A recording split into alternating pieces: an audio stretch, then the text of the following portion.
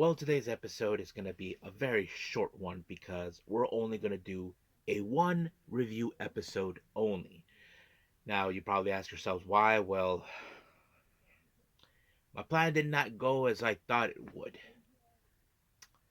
I thought we were going to have NXT Level Up since, of course, there's no AEW Rampage anymore. But I'll get to that part at our news updates because it relates to that. So I decided just to stick with this one and not worry about anything else. So, as you probably know, we have Stardom's New Year's Dream. This one features many matches, including the one I think many people probably want to see, Tam Nakano versus Unagi Sayaka. As you probably can guess, to Unagi, a former member of Cosmic Angels and part of the Stardom roster, makes her return after 2 years. But this time, there's a stipulation, and I'll get to that when we review the whole match itself. But the main event features a very unique match. As you know, we have brand new champions from the Dream Kingdom event from late last month. We have a brand new white belt champion, Starlight Kid. After 5 attempts, she finally is the white belt champion. She teams up with Suzuki to take on her former friend Momo Watanabe to take on, of course, Saya Kamitani, our brand new red belt champion. So a lot of things could happen in this match, and I think it's going to be a lot of fun to take a look at. And then, of course, we cap up our episode with some news updates to give you guys updates on what's been happening in the world of pro wrestling, such as what events the promotions are thrown out, who's booked, what matches are set, including developments that are happening in the world of pro wrestling as we speak. So, let's get ready for another episode of the Deleted Wrestle Zone.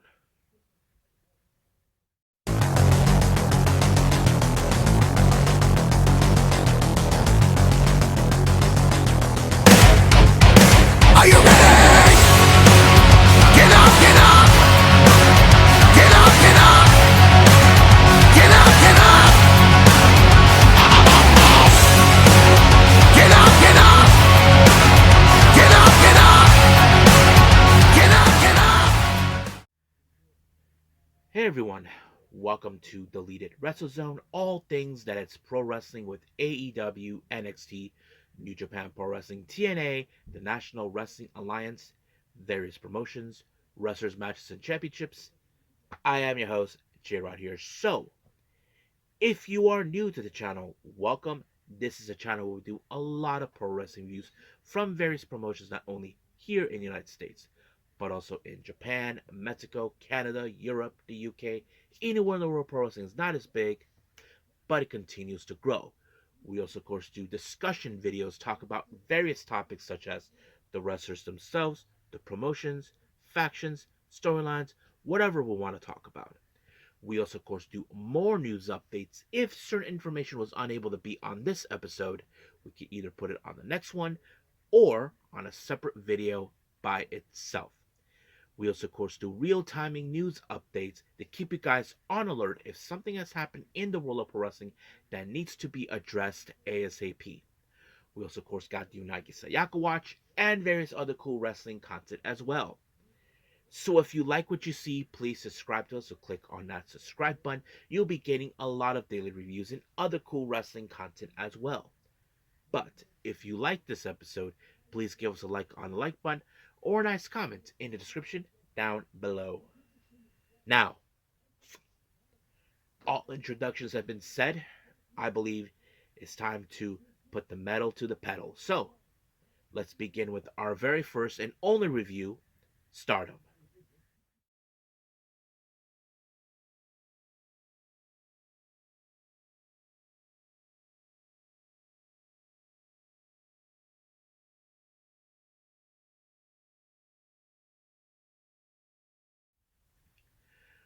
Okay, so Stardom, as you know, they just had their first show starting 2025 with New Year Dream.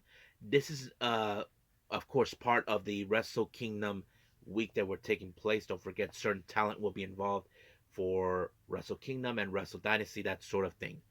But let's begin with, of course, our preview, our pre-show matches. Our first one, we have tag team action. We have Yuma Makoto and Mizuki Kato from from Diana. They take on Honoka from Wave and Stardom's very own Rian.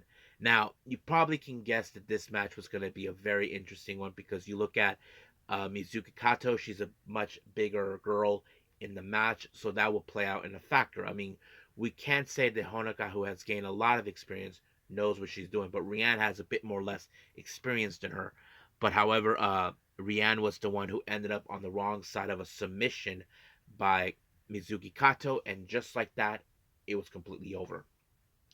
Our second match involving the pre-show, we have God's Eye members, consistent of Manami coming all the way from Diana, teaming up with Lady C. They take on Star's very own Momokogo and Saya Ida. Now, however, some of you may think in some capacity that since Saya Ida is one half of the tag team champions with Hanan, it would have been a much better way to win the match. However, we did see some great moments. We haven't seen much of Nanami for a while. We know she's a member of God's Eye when she first joined. I mean, her and Tomoka Inaba were the only members who were not affiliated with Stardom, but they are considered members of Stardom. I mean, of God's Eye. But however, of course, we did see Lady C apply many things like the what was it? Oh yeah, the the giant swing.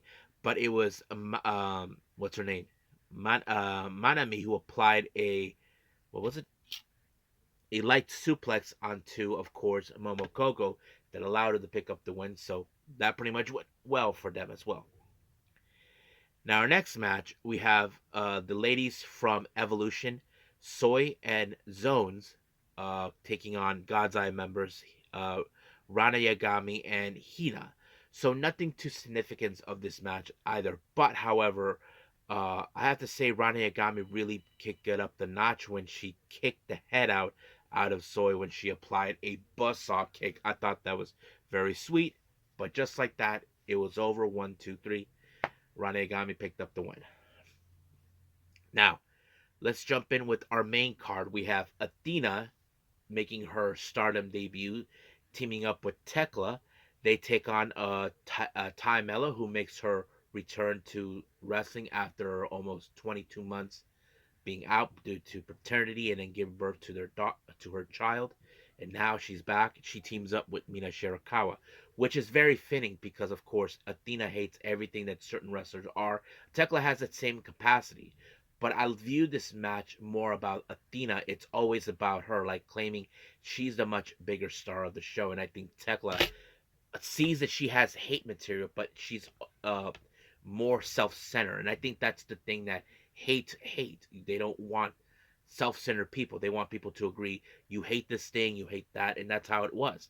I mean, we did see some great moments with both Mina and Ty, but however, it was Athena that applied like the eclipse onto Ty, and just like that, it was over.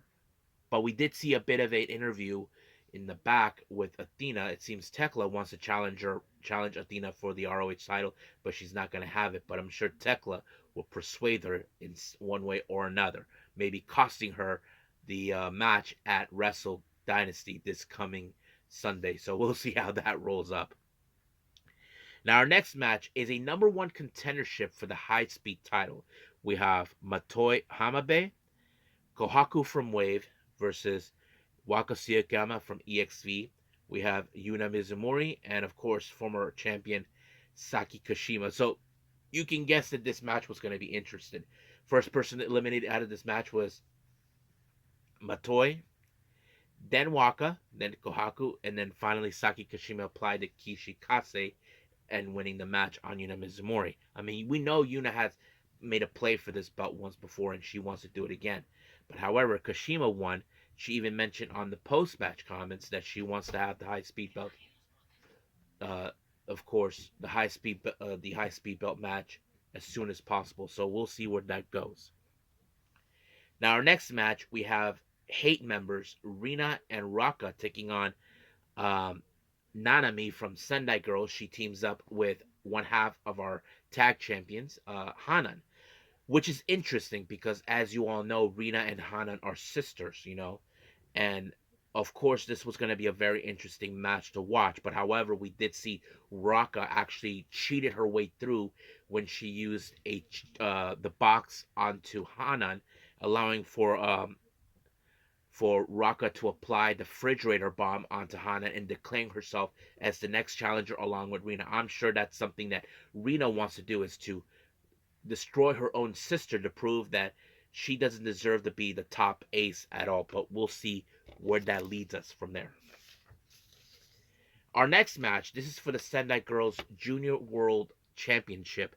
As you all know, Chi Chi made a play for this belt months ago until Aya Sakura, as you know, who was part of the finalists in the Umajaja tournament months ago, issued a challenge. So they've been going back and forth between each other.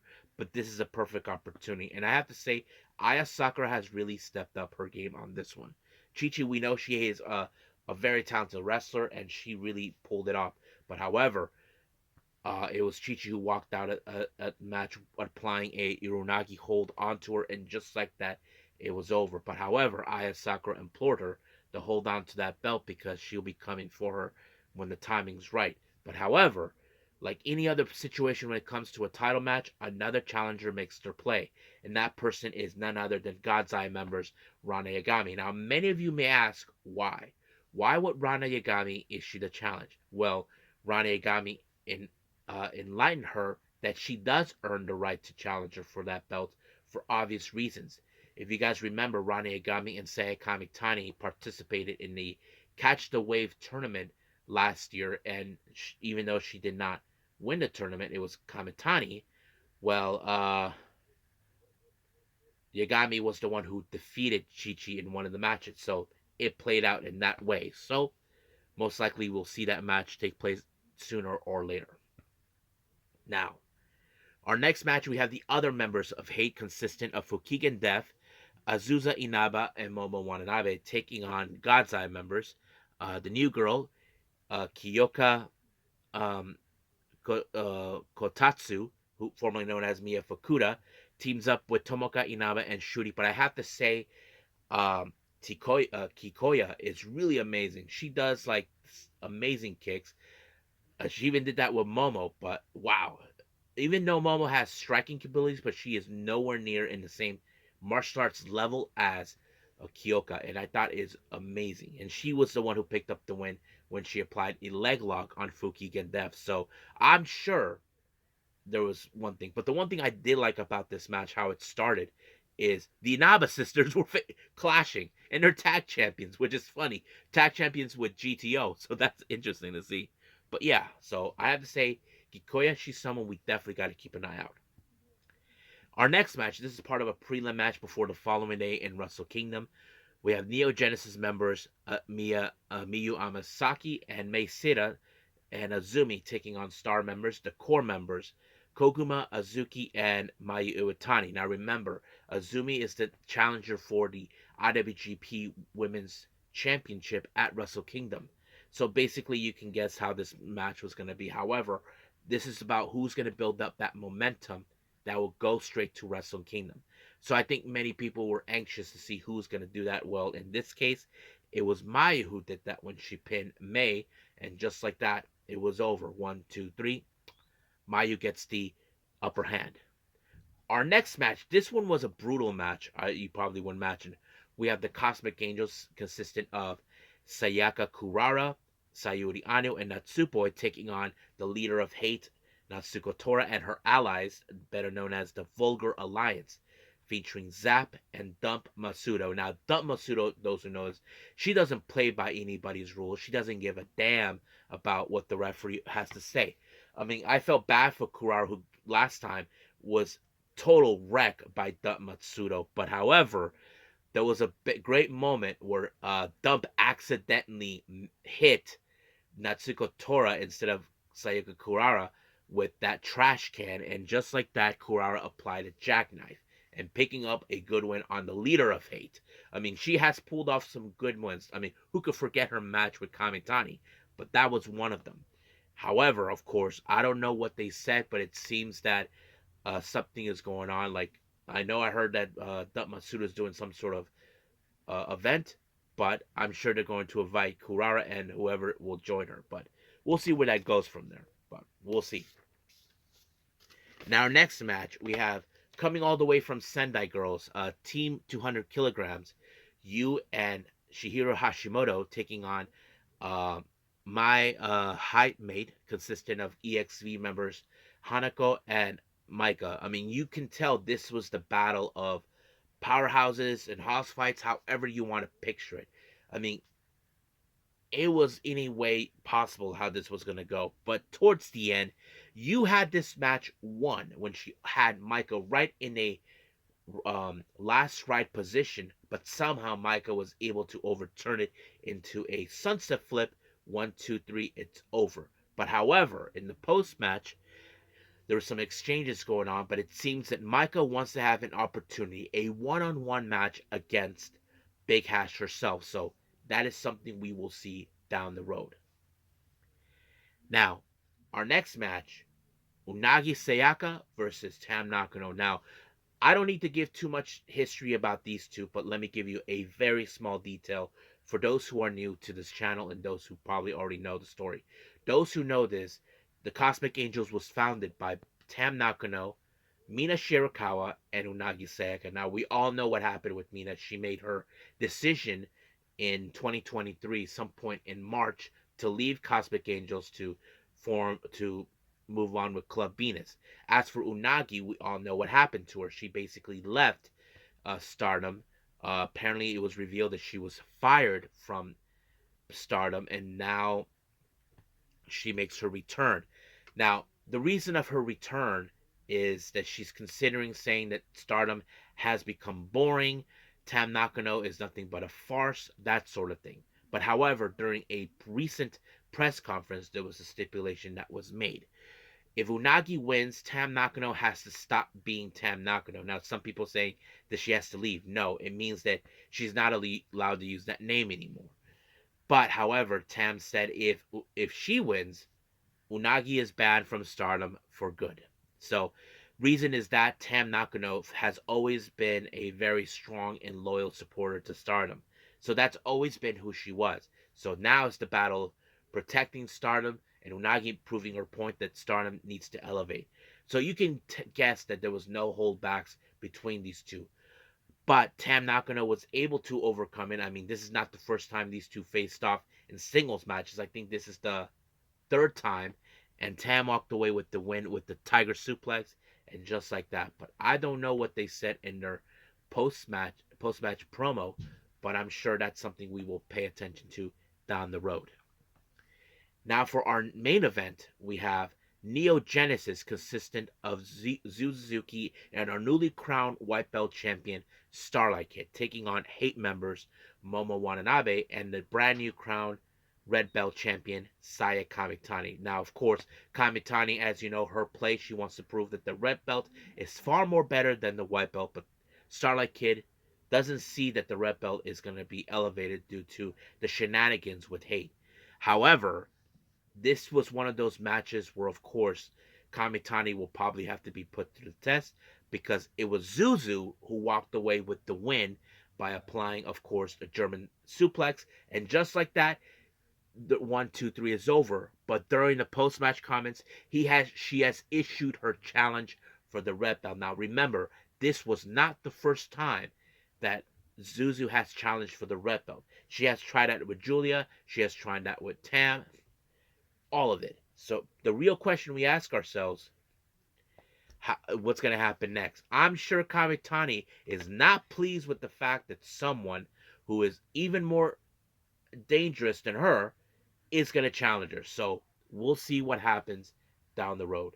So I can't wait to see what's going to happen, but I think that's pretty much it for everything else. But let's move on with our last and final thing, news updates.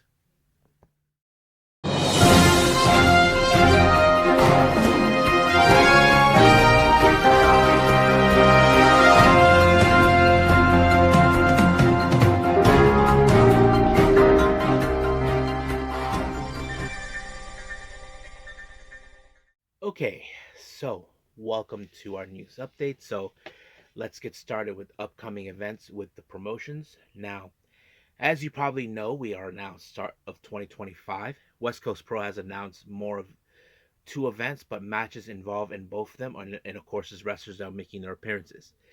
For their first one, as you know, they'll be coming out with Only the Strong Survive on the 10th of January.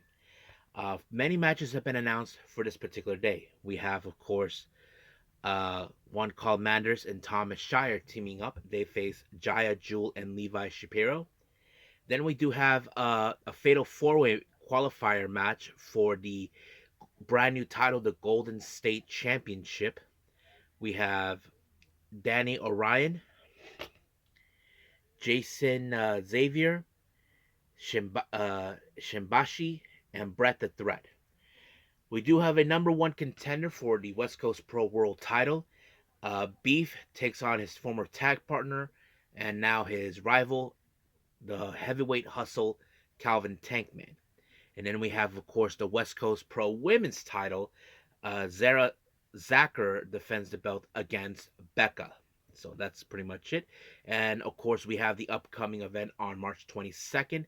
West Coast Best Coast. Timothy Thatcher makes his return. Now we move on with other promotions. As you know, on that very same day, the 10th of January, GCW will be at Rochester. They announced that the JCW, not the GCW, JCW, the Jersey Championship Wrestling title, Masha Savage defends her belt against Zeta Steel. Deadlock Pro Wrestling has another qualifier match for the You Already Know event on the 17th of January. We have Adam Priest versus one called Manders. And then, of course, those who probably don't know this or not, the Costa Rican promotion, Costa Rica Wrestling Embassy, has their upcoming event called Noche de Campeones, which translates to Night of Champions, and this will take place on the 18th. Two title matches were taking place, but however, what's interesting is father and son are involved in separate matches. We have Valiente, who is representing CML. He takes on the current champion, world champion, Ari Bradford, and his son will be in another title match for the national championship. Valiente Jr. He'll takes on Hiron something. I cannot pronounce it right, but yes, that's a very interesting thing to see. Now, for our developments, many of you may ask yourselves, how did the views go for the Fight for the Fallen that took place this past Wednesday? The views are up to 588,000 views with the rate of 0.16. That does not count the views in max, but yeah, that's pretty much it. Now, in regarding of NXT Level Up, since did not see it, it was not posted. It turns out that Level Up will be replaced, according to Wrestling Observer, is now will be called NXT Evolve. Now, those who don't know this, there was a promotion back in the day called Evolve, and that's where we saw wrestlers like Darby Allin, Swerve Strickland, Drew Gulak, and many others. And it turns out that the guy who ran that promotion, Gabe Sapolsky, he is going to be involved in that. He'll be producing that show. It's still no telling when they'll show up. So they're calling it NXT Evolve. So I'm looking forward to see how that goes. Now we want to give congratulations to Sonny Kiss and his fiance, Billy Dixon. So that's going to be interesting to see. Now, this is our last development here. It turns out the Hologram, according to Wrestling Observer, that as you all know, he was injured. He'll be making his return to AEW soon. But however, he was injured, but he requested some time off due to the fact that his wife was expecting their first child, and apparently, their child was born recently on December 26th. So basically, I'm sure there'll be moments we will see when he'll be making his return. So we'll see when and where, but can't wait to see him again. So I think that's pretty much it right now for everything. So let's just call it a day. Well, I hope everybody enjoys this episode. Coming up, as you probably can know, we will have AEW Collision, I believe we're going to have. And not to mention, we do have, of course, Wrestle Kingdom. And that is something we definitely don't want to miss out. So those two are a priority. If there's anything else, I'll basically review those as soon as possible. But for now, we'll leave things as it is because I'm not sure exactly how my timing is because I'm still trying to catch up with events from December of 2024 and I'm almost there. But we'll see how time will progress from there. But for now, we'll leave things as it is. And until then, I will see you guys in the next DWZ time, same DWZ channel. I must bid all of you adieu. So, goodbye and have a nice day.